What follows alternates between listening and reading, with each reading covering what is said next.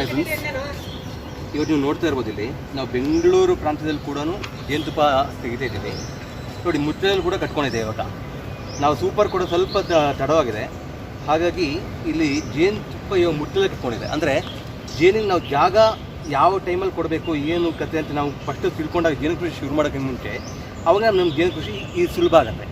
ನೋಡ್ತಾ ಇರ್ಬೋದು ಇವಾಗ ಈ ಮುಚ್ಚಳಲ್ಲಿ ಕಟ್ಟಿದ್ರೆ ನಾವು ಏನು ಮಾಡ್ತೀವಿ ಮತ್ತು ಸೂಪರಿಗೆ ಕೊಡ್ತೀವಿ. ಸೂಪರಿಗೆ ಕಟ್ಟಿದಾಗ ಏನಾಗುತ್ತೆ ಅಷ್ಟು ನೀಟಾಗಿ ಕಟ್ಕೊಳ್ಳುತ್ತೆ. ನೋಡಿ ಇದು ಹೇಗಿದೆ ಅಂತೇಳಿ. ಈಗ ನಾವು ಕೈಯಲ್ಲಿ ಹಿಂಡೋದು ಅದೆಲ್ಲ ಮಾಡಿದ್ರೆ ಅವಾಗ ಏನಾಗುತ್ತೆ ಸುಮ್ಮನೆ ಮತ್ತೆ ಅದಕ್ಕೆ ಪಾಪ ಮತ್ತೆ ಕಷ್ಟ ಆಗುತ್ತೆ ಕಟ್ಟೋದು. ಹಾಗಾಗಿ ಇದನ್ನೇ ನಾವು ಸೂಪರಿಗೆ ಕಟ್ಬಿಟ್ರೆ ಅವಾಗ ಏನಾಗುತ್ತೆ ನೀಟಾಗಿ ಮತ್ತು ನಾವು ಜೇನುತುಪ್ಪನ ಮಷೀನಲ್ಲಿ ತೆಗಿಬೋದು. ಬೆಂಗಳೂರು ವಾತಾವರಣದಲ್ಲಿ ಕೂಡ ನಾವು ಜೇನುತುಪ್ಪನ 2 ಸತಿ ಹಾರ್ವೆಸ್ಟ್ ಮಾಡೋದು. ಯಾವಾಗ ಮಾರ್ಚ್ ಏಪ್ರಿಲ್ ಒಂದು ಸತಿ, ಆಮೇಲೆ ನೋಡಿ ಇವಾಗ ಅಕ್ಟೋಬರ್ ನವಂಬರಿಂದ ಶುರುವಾಗುತ್ತೆ ಮತ್ತೆ ಜೇನುತುಪ್ಪ ಸೀಸನು, ಡಿಸೆಂಬರಿಗೆ ಎಂಡ್ ಆಗುತ್ತೆ. ನೋಡಿ ಎಷ್ಟು ನೀಟಾಗಿ ಕಟ್ಕೊಂಡಿದೆ ಅಂತೇಳಿ.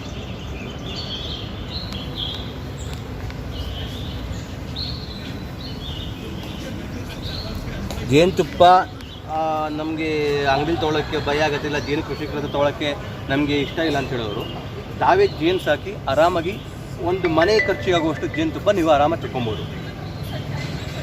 ನೋಡಿ ಇಷ್ಟು ಚಂದ ಅಂತೇಳಿ.